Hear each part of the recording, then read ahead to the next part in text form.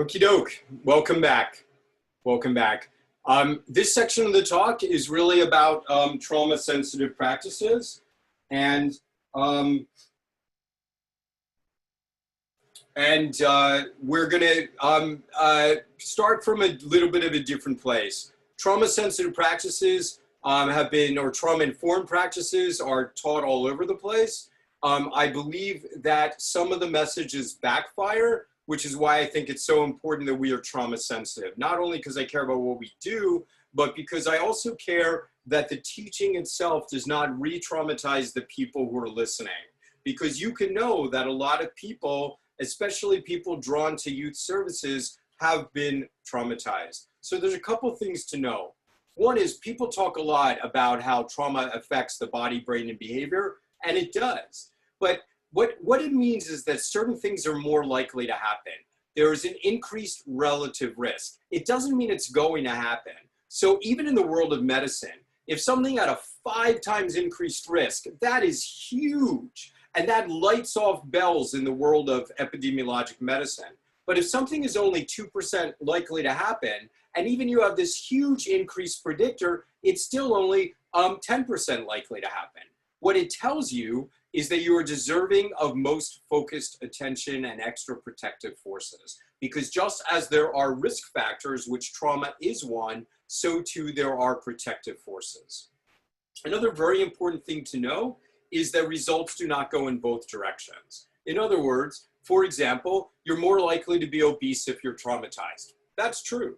But you can't look at an obese person and say they're obese because they were traumatized. It doesn't work like that. And people don't explain that. Most importantly to me, spiritually, is understanding that people come with a different kind of credential.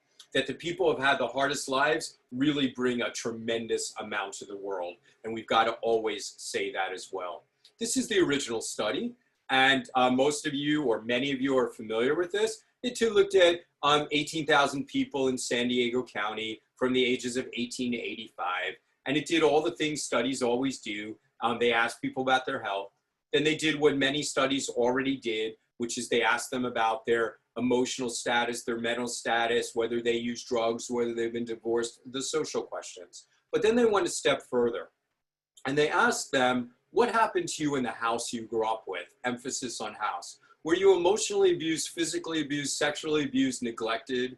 Were you exposed to substance use, mental illness, or domestic violence? Were either or both of your parents incarcerated? And were they divorced, or did you experience parental abandonment? For everything you said yes to, they gave you a score of 1. And then they divided you into categories of 0, ACE scores, adverse childhood experience scores, of 0, 1, 2, 3, 4, or above. So the point is, the first point I want to make is not all things are equal, so the score may not work. Number 2, this is all about what happens in your household, not everything else. Number 3, it stops at 4. I will tell you the kids that I work with, I've never met a 4, right? And on this list. On this list, they're 8s or 9s. Along comes this study, which is done by Roy Wade, who's actually a mentee of mine in Philadelphia, really looking at community-based experiences. Now you've added racism and poverty and bullying and exposure to violence, and you're able to come up with the expanded ACEs, which is really a score up to 14. And now what we know is this. We know that childhood trauma affects the body. You are more likely to be obese, to have high blood pressure, to have heart disease, strokes, to have cancers, to have lupus. You are more likely to die of brittle bones or osteoporosis as an 85-year-old if you were neglected as a child. This is astounding. We also know that it affects your brain. That when you've been traumatized, you are more likely to do things, certain behaviors that don't surprise us, like drugs and be divorced or be incarcerated. But we also understand the roots of this because brain pathways are hypervigilant, looking for danger, and make you highly reactive. What is astounding is that we now understand that it even affects your genetics, what you pass along to your children. But I will tell you that all of that bad news is not why I'm here. I'm not the bad news guy. I'm the guy in the trauma sensitive movement who is making this your most important slide to know. Actually, there is a robust body of research that is in parallel to the trauma research that says that, yes, bad things can happen to you, but when you are surrounded by loving and caring adults, you end up having, you still might have problems, but they're going to be heavily buffered and you're going to look very much like everybody else. What is this about? I'm going to give you what we know, and then I'm going to give you what I'd call a Ginsburg theory, which is, it makes sense to me, but I can't prove it. Here's what we know. We know that the grandmother is protective in the kid's life. But what is going on? What is going on is that, remember, you're always ready to jump when you have trauma surrounding you, right? If you're always ready to jump, what do you need? You need your blood pressure to be high. Otherwise, when you jump, you faint. What hormone creates high blood pressure? It is cortisol. Cortisol also, to create high blood pressure, makes you drink more water, eat more food, and ingest more salts. Now you understand obesity and diabetes. You understand high blood pressure. You understand heart disease and strokes. But what else is cortisol? If you go to a pharmacy and you say, I have a rash, what are they going to give you? Hydrocortisone, because it's an immune suppressant. Well, when you have been bathed in an immune suppressant throughout your childhood, then what happens is your immune system either resets and gets downgraded, which means things like cancer are going to slip by, or it becomes dysregulated, which is doctor talk for wacky, which means you're more likely to get things like lupus. So we know that a repeated exposure to stress, environmental or household, will make you more likely to change your endocrine set points, meaning your glands that let out hormones permanently throughout your life and to your children. But we also know that, and may affect your immune system. We also know that if your grandma is there, and if your grandma is saying, Ken, if your daddy comes home drunk, you're sleeping with me tonight. Ken, if the boys outside are asking you to come out, don't go out tonight, because you know what? Just tell them that you need to take care of your grandma. Because when my grandma does that, I am buffered, I am protected. And what is happening quite literally is I am borrowing her hypervigilance. I am borrowing her ability to see the environment. Indeed, I'm borrowing her brain pathways, I'm borrowing her cortisol, and therefore I do not need to mount my own. And that is the power of human love and protection. That when we watch for the kids, when we watch out for the kids, when we are vigilant for them, they needn't reshape their brains. When we watch for those uncertain things in the environment, they needn't be ready to jump at any moment. And thereby we break the cycle of trauma and oppression biologically. What do ACEs do to your brain and to your behavior? We talked a little bit about brain. What it does is it makes that part of your brain, which in this picture is the green part, which is your amygdala, brilliant. It is on fire. It is so smart. It makes the red part of your brain, which is your ability to think, it makes it a little bit less organized because you're always running from tigers. And what does that do to your behavior? So the first thing it does to your behavior is it makes you more reactive. I have to tell you that that's really hard for me. Why? Because I'm a really calm guy. I value calm. And when people are really reactive, like, think road rage, think the guy who yells at the person in the theater who spills their popcorn, really hard for me to deal with. Another thing it makes you is a little bit less likely to trust people, right? Really hard for me to not be trusted. I did 12 years of research on human trust. And when you don't trust me, it just hurts. What else does it do? It makes you more likely to lie. I'm not saying everybody lies. It makes you more likely to lie. Why is that? Because if you grow up in a house where your dad comes home and says, hey, who took the last hot dog? And you say, I did, Daddy, and he throws you against the wall, you stop seeing hot dogs. And it also makes, but it's hard for me because I care so much about honesty. And when I'm getting a history from you, I have to kind of know what's really going on. So it's really hard for me. And another thing is it might make you more likely to confabulate, to kind of make up stories based on things that aren't true. Why is that? Or it might make you more likely to dissociate, meaning withdraw from reality. And if you've ever noticed, that you're with a kid and you're close to him, and then you get close to her truth, and then all of a sudden she's in Disneyland. Why is that? Because when bad things were happening to you, you remember the water stain on the ceiling and the Super Bowl stain on the wall, but you don't remember what happened to you, and that was the most protective force in your life. But it's really hard for me when people dissociate from me, don't trust me, don't engage with me, lie to me, are reactive. It's so hard for me because it kind of goes against everything that I am. If I think it's about me, and that's where trauma-sensitive training begins. All of these behaviors are not about you. And if you think they are about you, then you're going to become defensive, and becoming defensive is only one step away from becoming offensive. Make no mistake about it. And so the first step, when I say I know what's not about me, which is the first principle of trauma-sensitive practices, when I say that, I'm not trying to create a barrier, quite the opposite. I'm trying to create a boundary that allows me to engage. It means you can throw daggers at me and I can deflect them because I know they were never about me. It means it can be harder to engage with you, and I know that I just need to try harder. It's not a rejection of who I am as a human being. So this is the beginning of trauma-sensitive practices. So again, how do we react to behavior? You know, if you go to my hospital and you ask them to describe me, and you know, they'll tell you, Dr. Ken is really chill. He calms things down. He manages lots of problems so that they don't escalate. But if I'm rounding with you, I will tell people my secret. And my secret to being incredibly calm is that I'm faking it. Totally.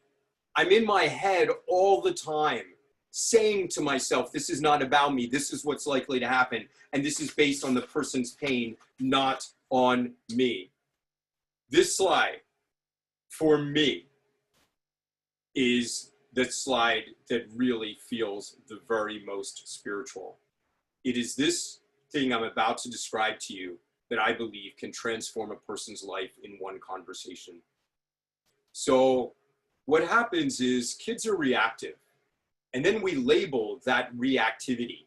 And we label the reactivity depending on who's doing the assessment and what resources we can give the kid.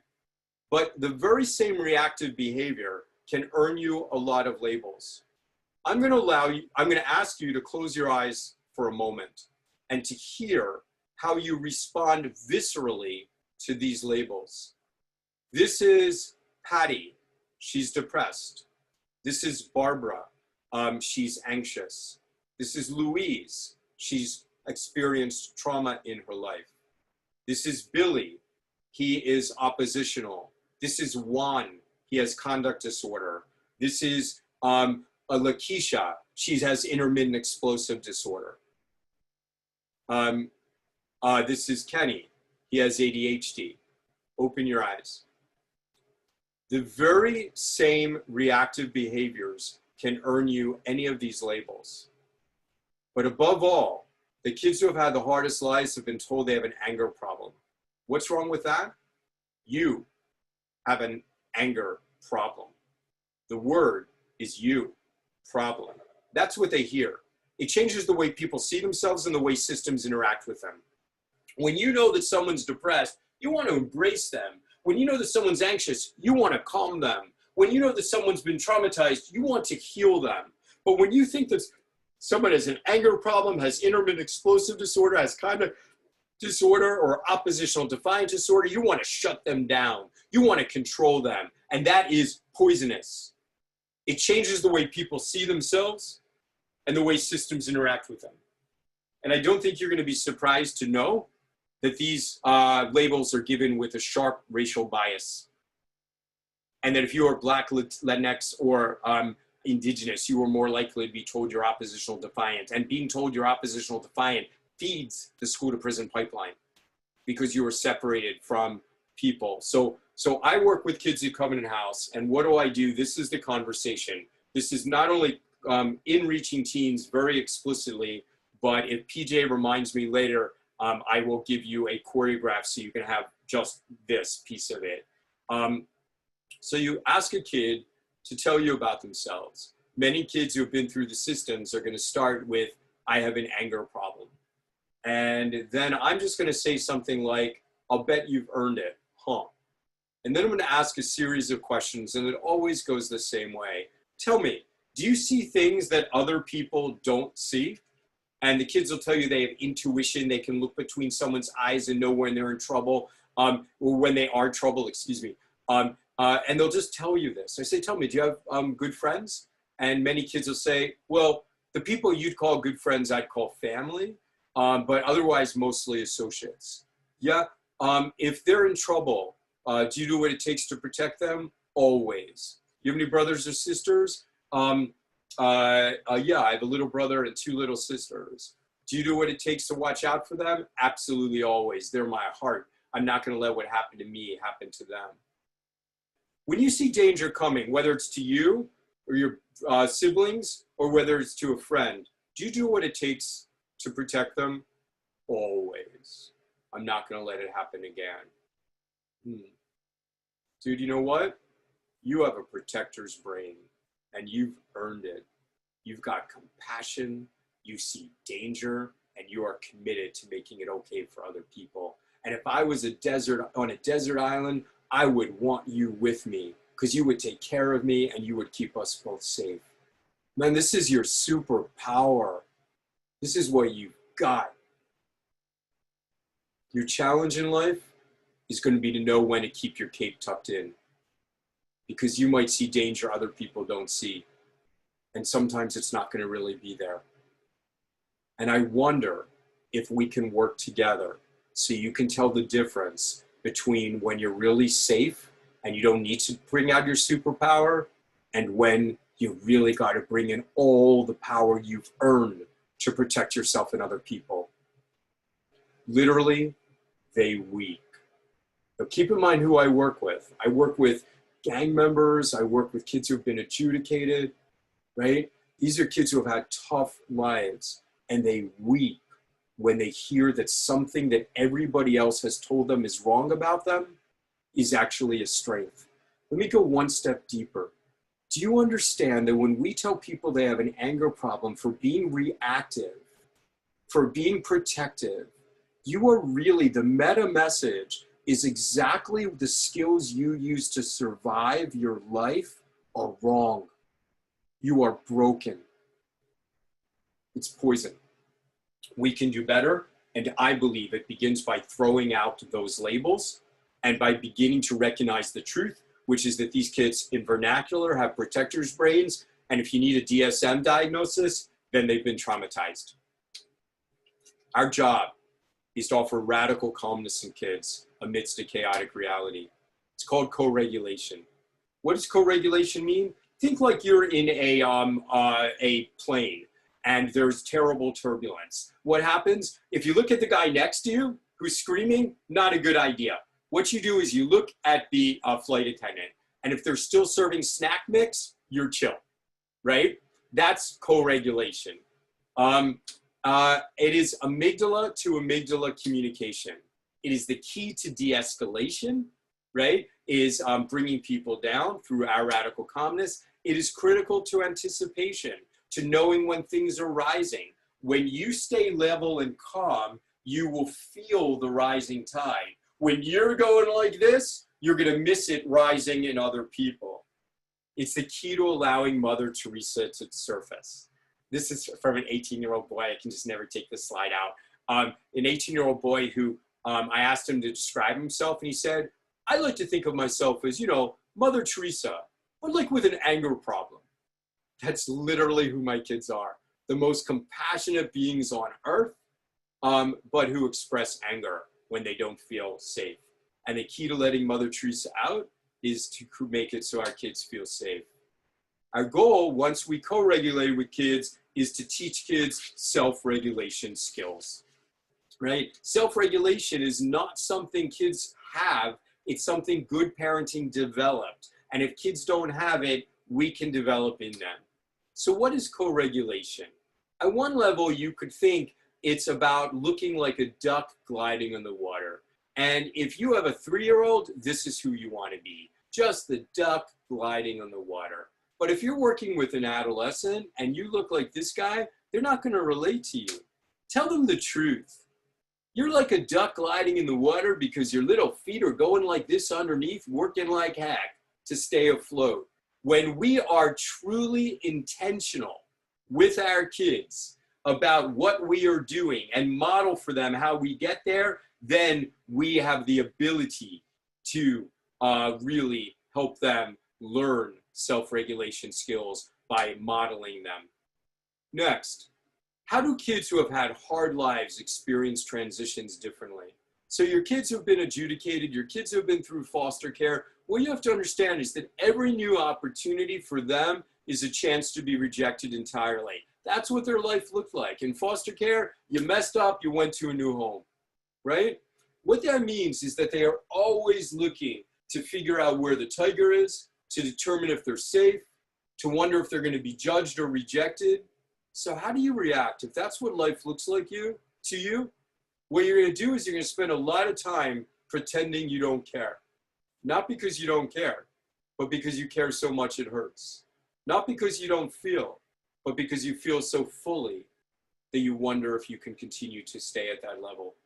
So what happens is kids sometimes will often act or fail fast to maintain their control. And when they do, they're never going to say, I am deeply concerned. They're going to pretend they don't care. Our challenge is to help kids know that we know that when they're saying they don't care, it's because they care so much that it literally hurts. The key principles of trauma-sensitive practices. This is my model. This is the Reaching Teens model. First one I already shared with you, which is knowing what's about you and what's not about you. Not so we draw boundaries or that are walls, but so we draw boundaries that allow us to engage fully. The second one, and this is from Sandy Bloom, who was also a Philadelphian, which is changing your lens from what's wrong with you to what happened to you. So it's not your, it's not that I want you to ask the question. I don't want you to walk in the room and go, what happened to you? Because kids aren't ready for that. It's the lens. The third, which we're going to talk about right after we get to some questions, is seeing people as they deserve to be seen, not based on labels they've received or behaviors they've displayed. And the fourth, we began this talk with, is giving control back to people from whom control has been taken away. And all the principles, everything we do in Reaching Teens is about, or in that toolkit is about implementing these four principles. But I want you to look at these, and I want you to see that when we apply these universally, all kids rise, right? Adolescent development is about stretching limits. It's about getting more control. Figuring out who you are is about being seen, about being known, right? So when we do this, we help all kids develop. This is the Boys and Girls Club of America mission statement, which is to enable all young people, especially those who need us the most, to reach their full potential as productive, caring, responsible citizens. Here's the thing you need to know. The kids who need you the most are not the ones who are going to engage most quickly. I remember when one of my daughters, Alana, came home from her first day at a job. She was 16 years old and she was working in a aftercare setting or after school setting. And she came home to me and she said, you know what's so weird is that the cutest kids are the easiest ones to work with. That's weird. And I said, yeah, never forget that as long as you live. But it's the kid in the back of your classroom whose nose is dripping down his shirt, who's filthy and has no idea that an adult can help him wipe his nose. That's the kid who needs you the most. Kids who need us the most are the ones who push us away. Kids who need us the most are the ones who push our buttons. The kids who need us the most raise uncomfortable feelings in us. I'm sure I've already said some things that make you uncomfortable, right? Even if you do this work every day. I am uncomfortable every time a kid discloses abuse to me because it shocks me to my core, even if I hear it 4 times a day, literally, right? It still makes me uncomfortable. And youth who need us the most don't give us the feedback we crave, which is why in some way trauma-sensitive practices would be easier to teach to widget makers. You would just say, do this, do this, do this, and they would do it. We care about what people think about us. It's why we're in the human service professions. We care deeply about affirmation from teenagers. Many of us do this work because of our own adolescence and still on some level want adolescents to accept us. That's a whole different boundary issue, guys, but it's true. And what that means is that we often will not give kids what they need and withdraw from kids who withdraw from us because it hurts us, right? Because of who we are as people. So this is a really important point to teach your staff. And in a ditty, trauma-sensitive practices can be summarized in this 3-line story. Nobody dared go near the tower because a fearsome dragon sat on its top, until one day a knight rode up and asked, "Do you need help to get down?" And the dragon responded, "Yes, please." That's who we need to be. I'd like to take some questions on specifically on trauma-sensitive practices, with an understanding that as soon as the questions are over, it's all going to be applied example, applied example, applied example. So I may say, wait for the answer. PJ, what do you got for me? What can we do to help traumatized youth when we have limited contact with a child, say for an hour or two a week, or inconsistent contact? Also, how does working remotely with kids impact what we can do? All right. So second part first, I don't know. We don't know, right? But we do know that working remotely is going to make it so the kids don't have the eyes and the ears. But I will tell you from my own experience and a lot of medical experiences that remote conversations can be remarkably intimate. For example, gosh, I mean, there's so much stuff in here that tells you about who I am, right? And if you were having a session with me, you could ask me about pictures, you could ask me about the books on the shelves, you could ask me why I'm living in my basement right now, which is a very long story. And the answer is that my wife and I are physically distanced because we're both doing frontline work with different populations. There's so many things that can be really intimate. Your first question, which is I only have an hour or two a week, is a profoundly important question and goes to that first paragraph about safe, secure, sustained relationships. It's why, assuming the person who asked the question is, say, a counselor, it's why we work using an environmental model, understanding that we can do a lot of things to raise insight, to build skills, and to get kids to begin thinking. But the real dose, the thing that makes it sustain, the thing that's going to have a lasting effect needs to be more. It's why teachers are so vitally important. Parents, of course, are the most important, but why teachers have a sustained relationship. It's why we as advocates need to be working with community members. And that if we can get the coaches, it's why Reaching Teens has a coaching portal. If we can get coaches, if we can get the priests, the imams, and the rabbis, and the pastors to really know how to connect with kids, when we can get the ladies in the neighborhood and men to know what to say to kids, the more we surround kids with these messages, the more impactful it is going to be, precisely because of the point you brought up. But at the same time, I don't want you to belittle your impact, right? Because your impact is to build the skills in the kid to be able to navigate all those forces in the world and to always have someone once a week to check back on, to say how you do and give me the next skill, or to help them navigate those encounters in the community that were less than ideal. Next question. How can we share with families the importance of trauma-sensitive practices in their environment? You know, the first thing is I have to tell you, to be just transparent with you, I don't usually talk the language of trauma with families. I don't go into nearly the detail I just did with you. What I do talk about is that people have had hard lives and have been hurt. And people have had hard lives and have been hurt are really deserving of healing. And that when we are ready to raise our kids, it's really important that we heal ourselves and know the things that we have been through so we can give the best to our kids. So I kind of use that language. You know, my parenting talks are all about resilience and positive youth development, unless I'm teaching foster parents. If I'm teaching foster parents, then I teach them just like I taught you. But for regular parents, I think it's really hard. I use a language that's a little bit softer, but that still gets them to understand the basic issues on the importance of being calm and protective and supportive. Question. Can you talk a little about appropriate boundaries with kids? It would be easy to constantly want to rescue or fix these troubled adolescents.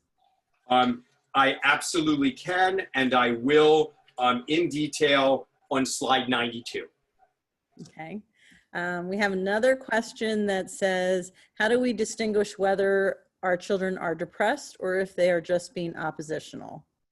Yeah, so I struggle with this because I don't believe in just being oppositional, right? I think everything has its root, and that's the answer. The answer is kids are not choosing to be oppositional. Now, what is normal is for kids to stretch and to sometimes test limits. That's normal. That's not being oppositional, that's being developing, right? But the pushing back are people who haven't learned to that adults in their life can be protective. So give it time, change your framework, understand that among other problems, these labels, and I've written quite a bit on this actually, these labels have racial biases. And I'm not, for the person who asked the question, I'm not implying this about you at all. I'm just saying that we want to move away from these labels as a society. Okay, what are your thoughts?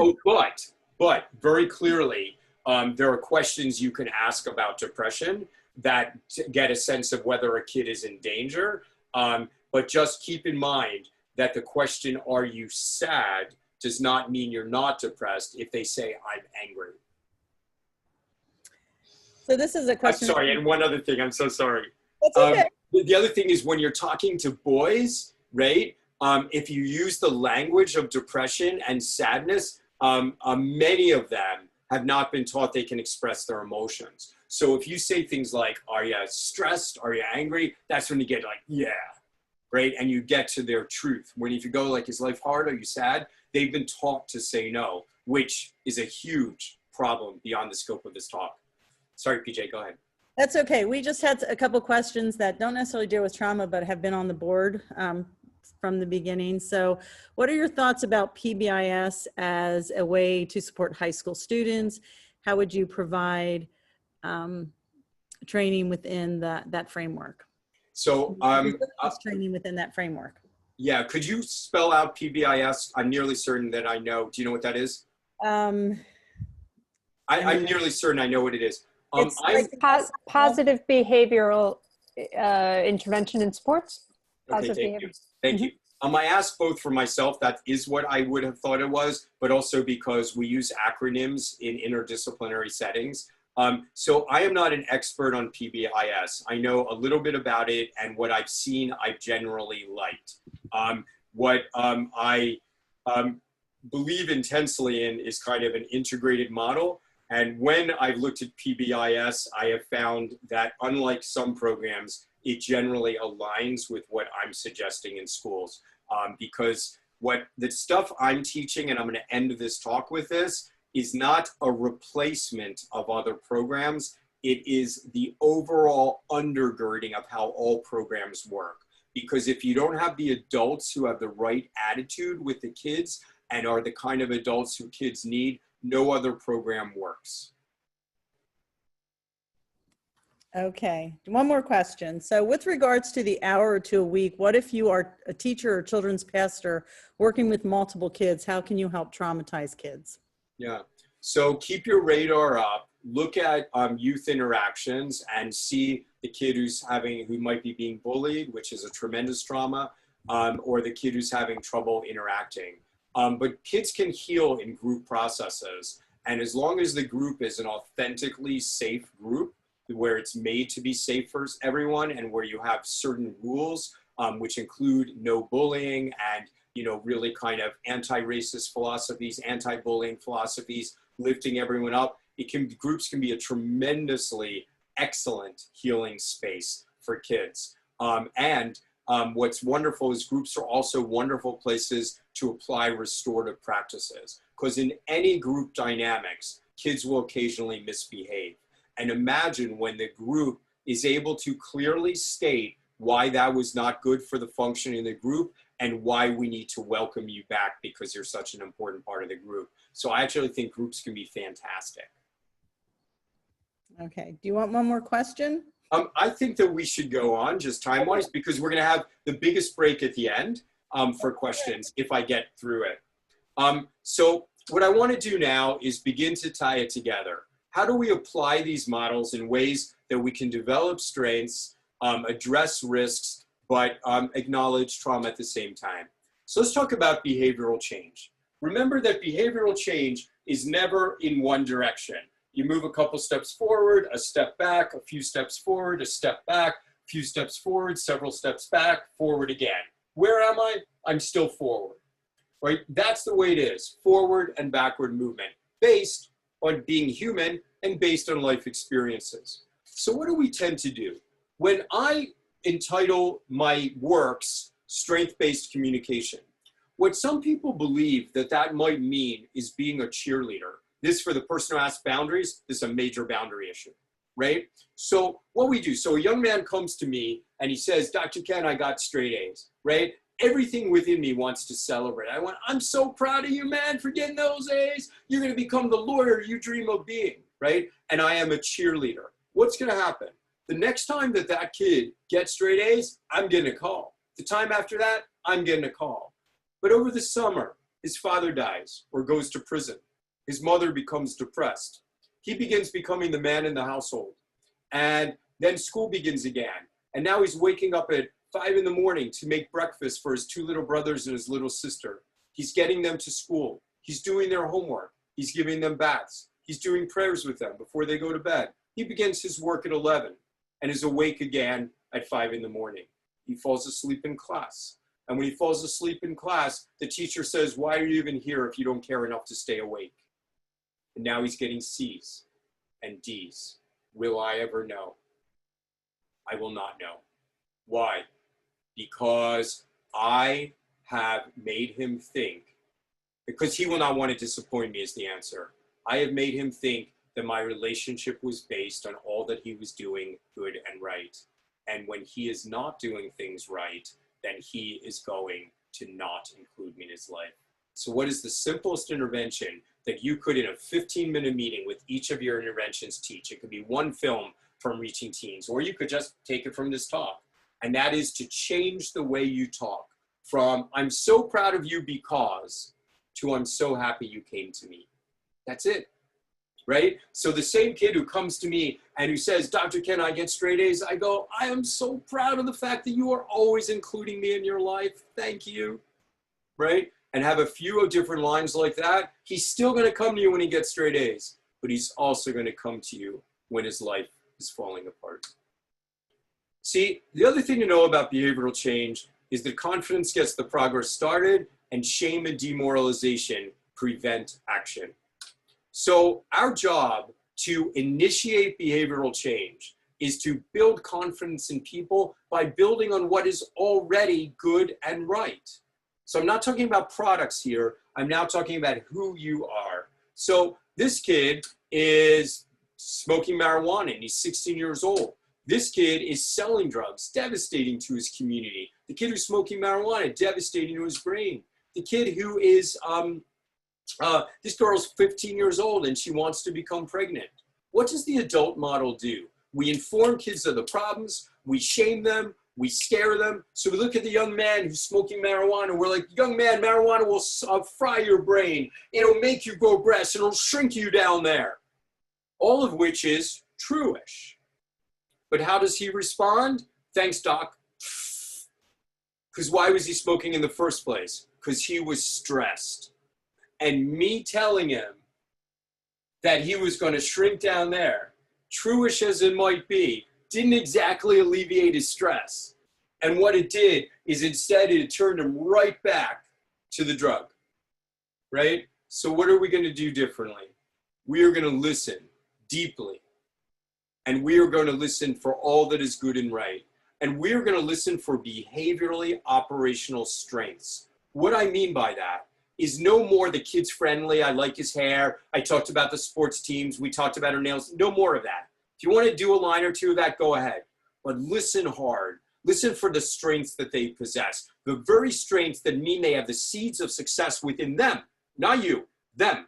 This is also for the person who asked about the 1 hour intervention. If you plant their seeds so that they take it out of your office, then the intervention is sustained, and we're going to get there in a minute. All right? So now you're listening for a kid who's resilient in a life that might have destroyed you, compassionate beyond measure, well-earned compassion. You're talking about the kid who has insight beyond his years, the kid who cares about the child that they've just delivered, the kid who cares about their community, the kid who cares about justice and equity. You're listening for these incredibly operational strengths, and you recognize them and you build upon them. So that kid who is smoking marijuana, we are going to recognize that that is rooted in his sensitivity and the depth and breadth of his feeling. We are going to celebrate that. But in a way that I'm going to show you in a minute, we are going to redirect that. But we are going to start there and overtake the field. So strength-based communication is not about flattery, nor is it about denial of the problems in kids' lives. It is about building on their strengths. Love. Love is seeing someone as they deserve to be seen, as they really are, not through the lens of the behaviors they sometimes need to display, nor through the labels they've received. You know, I don't use the word love with kids because as long as you're speaking English, then love has other meanings as well, right? But I demonstrate loving kindness. And I need you to know something else. Loving is not liking. Loving is a very active process. Liking is subjective. There's a lot of people I don't like, even some of my kids, right? And I don't have to like the kids to love them, to see all that is good and right and what they bring to the table. So here is counseling 101. You get out of your head and into your body. You understand, you listen to your body, and you counsel in this way. Let's be clear. I do not touch myself with the kids. I do not talk about these words. I do not talk about love, but rather this is the choreograph. So you listen to a kid until you love them. There's a part of your body that will literally flutter, and that is your heart. There's a reason that Valentine's Day and whenever we speak about love, we talk about the heart. It's not random. It is because there really are visceral sensations within the heart. But there's another part of your body that tells you when you worry, and that is your gut. And that's why you say things like, I don't know, I have a gut instinct, or it's like he kicked me in the gut. It's because this part of your body goes, ooh, God, I love this kid, but oh, I'm worried because. Head, I plan. Hands, I work with you in your journey. So now, let's look at that young man who's smoking marijuana. Man, I listened to your story, and you've been through so much. And a man like you, you know, you're deeply sensitive, and I know that hurts. I know that hurts, but let me tell you something, man. A kid, a person who is sensitive and who cares like you do, I know it hurts when you're 16, but you're going to be the best father, the best lover, the best boss, the best colleague. It's your superpower, heart. Pause, deep breath. But I have to tell you, I am so worried right now because you're smoking marijuana, a lot of it. Do you know anybody who smokes 24/7? What are they like? Chilling? Yeah, how much do they get done? God forbid you would be permanently chilled. And a man with your breadth of emotions and your high intelligence would get nothing done because you took away your sensitivity in a cloud of smoke. Can we work together to come up with a way that we can deal with all the emotions you have instead without giving away your superpower? Because if we do, I'll be there with you or get you where you need to go so you can be everything you're destined to be. Heart, I care. This is why I'm on your team. Belly, I feel, and this is why I want something to change. Head, I plan with you. Hands, I'm not abandoning you. I'm getting you to the next place in your journey. That's counseling 101. And how do we make it so that that 1 or 2 hour intervention that we have, or for me, sometimes, honestly, it's an hour period because I'm working with young people who are homeless or trafficked. How do we get it to be sustained? And the answer is by helping kids know that they possess the strength and have always possessed the strength. So this model is about giving kids their ruby slippers. And in case you're too young to remember what this is the Wizard of Oz, where Dorothy lands in Oz. She thinks she has no power. She's trying to give it away and take it from different people, but nobody can give it to her. Not the Tin Man, not the Scarecrow, not the Lion, not even the mythical Oz. And at the end, she learns that she always had the power within herself, within her ruby slippers, if she just tapped them together. That is a secure and sustained relationship, is when someone understands that they possess the strength themselves. And then what's going to happen? Next major boundary issue. You take on this loving approach, let me tell you what's going to happen. People are going to love you back, right? And you're going to hear all the time, Dr. Ken, you're the best doctor I've ever met. If you were in my life earlier, I'd be cool. And that feels great. I love it. The problem is if I own that, I've hurt the kid because that's a boundary violation. Because I'm not going home with him and I'm not going to navigate the rest of his life. I've got to give him his ruby slippers. I've got to let him know why I saw what I saw. And I hold the mirror back to him and I go, man, what you're reacting to is just that I saw you. Do you know why I saw you? I saw you because you chose to show me you. Do that with other people and you're good to go. You hold the mirror up. Now let's talk about giving youth control over their decisions. So we've begun by seeing all that is good and right, and that makes kids know that they have the potential of achieving control. Now let's begin taking it to the next level through communication. We have to learn to stop undermining kids' competence. We have to talk in ways that young people understand, and that begins by recognizing the cognitive development of adolescence. So I'm a 5-year-old. How do I think? I am a concrete thinker. I see things right in front of me. I don't understand complexity. I don't understand nuance. I don't understand that people can be highly manipulative. Here, I'm an adult. I'm an abstract thinker. I understand that people can be full of crap. I understand that people can be manipulative. And I learn all of that through experience. What is adolescence? It's the process of change. So I'm a 14-year-old girl and a guy says, I love you. Do I say, I question the veracity of that statement? Indeed, I do. No, I say, I love you too. Right? And then what does he say? You got to do something to show me how much you love me. And where is he? The next day, he's gone. And she has moved a little bit towards abstract thinking. She understands manipulation. She may not fall for that particular line. All right? That is what development is about. So the best way for kids to develop is for adults to get out of their way. But we don't do that because these are our daughters and our sons and our patients and our clients. So what do? We tell them. And how do we tell them? We give them lectures. So lectures number 1 are hot communication. Feel the heat in what I'm about to do. Don't you know that what you're doing right now, which I'm going to call behavior A, could easily lead to consequence B? If consequence B happens, you're more than likely to go on to consequence C. I never imagined my son doing consequence C. Now I wonder what's between your ears besides cobwebs. If consequence C happens, you're more than likely to go on to consequence D, which is more than likely to go on to consequence E, which you never would have done if you didn't begin hanging out with Joey, whose own mother doesn't love him. If consequence E happens, you're going to go on it. Look at me, young man, when I'm talking to you. This isn't for my own good. If consequence E happens, you're more than likely to go on to consequence F, which is a slippery slope down to consequence G, which almost always leads to consequence H. And maybe, just maybe, you will go to consequence I. And do you know what happens with consequence I? You die is what happens. And what does the kid hear? Womp, womp, womp, womp, womp, womp. Die. It was hot. It was hot because it was condescending, it was angry. So you're speaking purely to the amygdala, which means they're not going to be able to plan. They're not going to be able to think things through. It was also hot because it was abstract, right?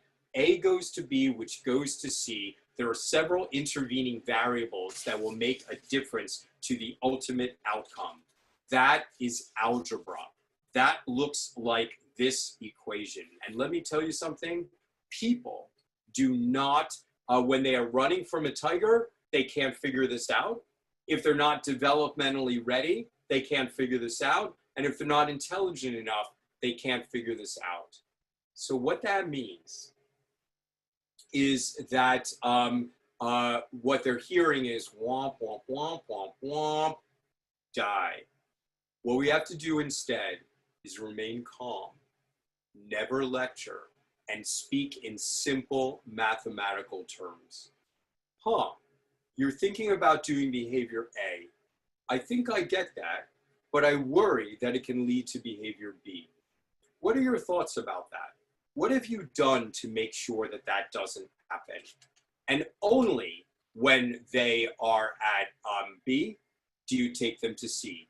That could be the next week that you have your 1 hour with them. It could be the next day, it could be a month later. But the goal is to get them to get it, got it, own it. You're giving them control. And when they own it, there's nothing to rebel against. When you lecture kids, you're setting them up to be oppositional because it is in opposition to their need for development and self-control. I'm going to give you two pretty dramatic examples. They are exactly as they happened, except my words are a little bit more accurate than the pictures because the pictures do not capture everything. So the first thing is a choreographed conversation. I almost never do pictures. I do a few dramatic charts a year. Mostly I talk. But when I talk, I know where I'm going. What is choreography? It's very planned movement, but should look very spontaneous, right? So I know where I'm going. I've mapped it out in my head. I know where I need to take the kid, but I'm going to go one step at a time so that they get it, got it. Mostly I just do this verbally. This girl that I'm about to describe to you, she needed a real think through on this. This is a 14-year-old girl. Both my examples are 14-year-old girls, which is not surprising because that's the middle of adolescence where abstract thought is just developing and where the amygdala is very, very strong. So this girl comes to me in a school-based clinic. She has blood on her eye, which is called a scleral hemorrhage. In medicine, it's like the easiest thing to deal with because you just go, oh, can you see all right, darling? Don't worry, it'll go away. That's the intervention. But I asked her what happened, and she said she got in a fight. I asked her what made her mad enough to fight. And she told me that she took a class trip to New York City. She wore a t-shirt that she bought there. The next day at school, a girl called her fat, but that didn't make her mad enough to fight. But then the girl called her mother a garden tool. She was not going to take that, so she fought. Before I let her out of my office, I got to know something. I got to know if this is over. So I said, what's going to happen now? And she said to me, I'm going to kill her. That's where I brought this knife to school, and she pats her pocket. Now, does she really want to kill her? No. She didn't expect me to go, is it sharp enough? Right? But now, imagine the lecture. Don't you know your life is flying before your eyes? You could die. You could never walk again. You could end up shaming your mother, end up in prison. Why am I not going to do that? Because it's hot communication, because she's not going to get it. She's going to rebel against me. I'm going to push her into the behavior. But there's another reason. She has a knife, right? I don't know how to deal with a kid with a knife. I know how to make them not use it, but I don't know how to deal with it once it's pulled, right? So this calm measure is self-protective as well. And I said, keep your knife in your pocket, but I want you to take out this pen. And I took a magic marker and I said, let's think this through. And I began drawing on a piece of paper. And I said, let's do this very slowly, but go ahead and stab me. She stabs me slowly. I take it out of her hand and I stab her in the back, all while calmly writing down each step. I'm talking it through. I'm mostly listening to her responses, which I can't mimic for you. So the first thing is you fight and she uses her knife first. You're stabbed in the back. And what that means is that you're left in a wheelchair. Had you imagined this happening? No. But could it happen? No. Do you know anybody who it's happened to? And she said, well, there's this guy on my block who was shot and he's in a chair. And there's this woman who has to go in a bag because she got all cut up. And I was like, oh. So do you think those people planned for that to happen? Well, that's stupid. Well, then what happened? I don't know. Things got out of hand. But they won't get out of hand for you? No. Well, what do you want to have happen? I keep telling you I want to kill her. Okay, let's do this again. This time she goes to stab me, and I take it out of my pocket first and stab her. So you fight, but she uses her knife first, and you're stabbed in the heart. You're dead. Can you imagine this might happen? No. What do you want to have happen? I want her dead. Okay. You fight and you kill her. How do you feel? And she said, good. I said, how? Or she said, happy. I said, how long are you happy? And think for a minute of what she said. I'm going to guess, because I've done this with many, many live audiences, I'm going to guess that you think she said forever. It's not what she said. She said, all day. In 2020, the answer, at least in Philadelphia, would be a minute, okay? All day. And I said, what happens the next day? And she said, I get probation. I said, no, because you planned this. This is first-degree murder. You're going to go to jail. How's your mom feeling now that you're in jail? And she realized that her mom was ashamed. Again, she's coming up with the answer. When you're in jail, are you going to be able to have kids? No kids. I don't have that written, but it's what we said. When you're in jail, are you going to be able to finish your education? No education. When you get out of jail, are you going to be able to get a good job? No job. And she took it all the way out, a little dramatic for my taste, to dying poor with no family. But think about it. Is that not a realistic place you're going to go to if you kill someone when you are 14? And I think you're going to say that the answer is yes. Suppose you don't kill her. Suppose you don't fight. How do you feel? And she said, angry. How long are you angry? And she said, all day. And we let her finish school, have kids, and make her mom proud. That's 2 lives saved in 15 minutes. Do you think that's brilliant? So I'm secretly hoping that all of you are behind your computers going, that man is brilliant right now, so that I can respond. This isn't brilliant at all, right? This is literally a lecture. You don't have to have a medical school education. Heck, you don't have to have an 8th grade education to understand this, right? It's the delivery style. Once you teach your staff how to talk to kids and how to break things down in a way that is mathematically a way that their concrete brains can absorb it, that restores control to them so that they make decisions, so that they get it, got it, own it, the rest will take care of itself, right? It's all about the style. The next kid, another big concept is whether you control your destiny or the world just happens to you. This is called locus of control. Also a 14-year-old girl comes to me, I'm on her insurance card. She needs a 9th grade physical. She comes to me and she wants to be an architect when she grows up because she wants to build buildings for poor kids. She's smart as a whip. She's in a girl gang. And that gang, in that gang, which is run by her 16-year-old cousin who has shot and killed 2 people but never been caught. This girl wants to be the architect. She wants to escape the gang, but she has no idea how.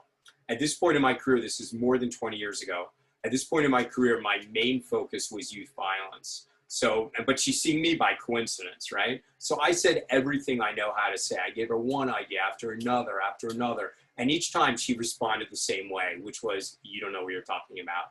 So by the 5th time she said that, I got fed up and I said, excuse me, I'm an internationally respected expert on youth violence. Not really, right? If a kid says you don't know what you're talking about, what does that mean? It means you don't know what you're talking about.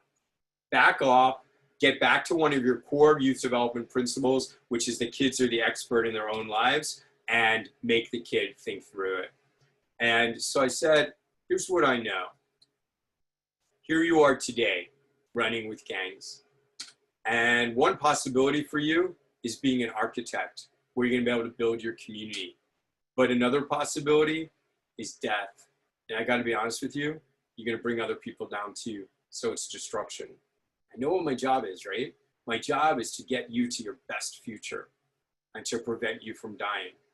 But I'm spent. I've said everything I know and I'm kind of out of ideas. But here's what I do know.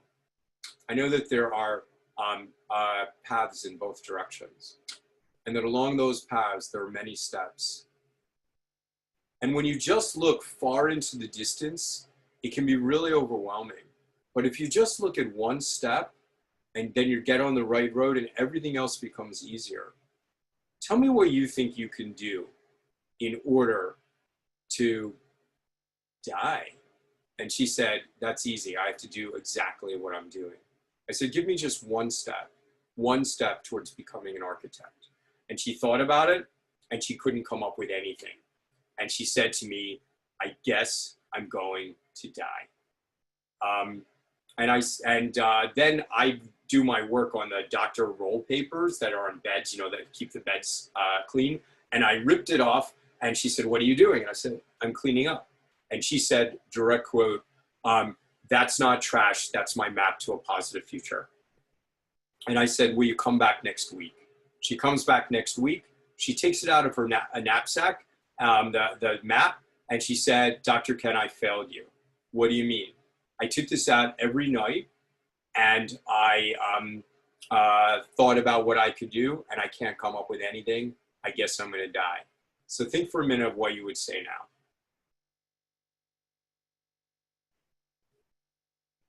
So here's the truth. Anything that is concrete, a concrete suggestion, I had already tried and failed the week before. I've got to return the power to her. This has to be based on an action she took, not advice I offer. So I said, you came back to hear a little man talk to you and you don't think you're on the right road? And she achieved locus of control. And once she did, honestly, it was verbal diarrhea. It was like, Dr. Ken, you might think my mom's trash. That's a quote from her. You might think my mom's trash because I'm in a gang and stuff. But she's working 3 jobs. Because did you know that if I go to become an architect, I have to go to school after college? And she wants my little brother to go to college too, so she's working 3 jobs. She's a good lady. But you know what? My cousin always says I can't break with the gang because that's like letting go of family. But you know what? My mom's family and my cousin loves her. What about if I begin hanging out with my mom? How would that be? And I said, that's a great idea. Bring your mom in next week.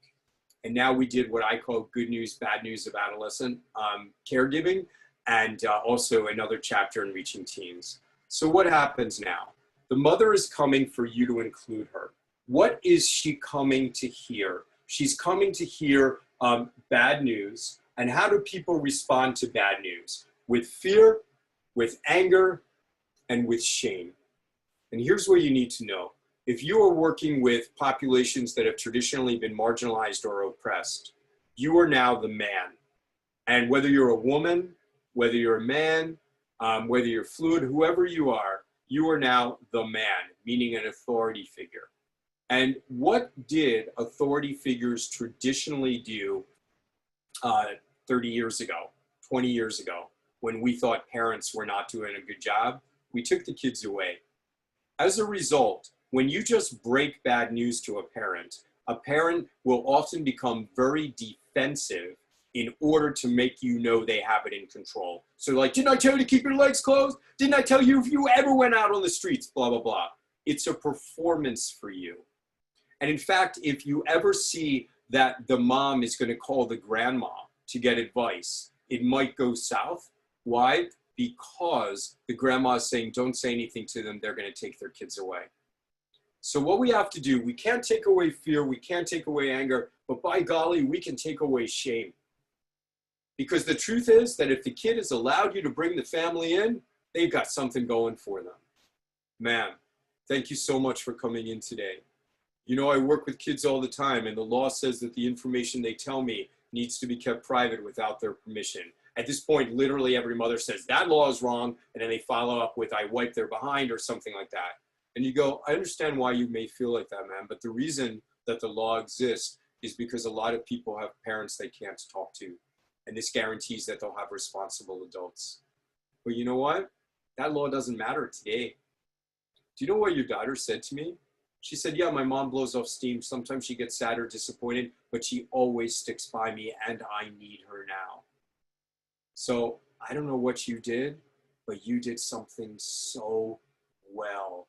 Thank you, thank you, thank you for that, and for coming in today.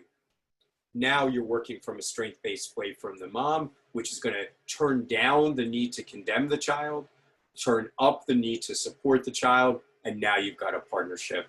This mom was utterly brilliant. This mom understood how to get her daughter away from the gang. This was during the era of beepers. So every time the girl was getting into what could be a gang conflict, she beeped her mom. The mom beeped her back and said, hey, I got to shift off work. And the cousin literally said, go be with my auntie, right? While the mother was moving from west to southwest Philly, which as a crow flies is about a mile.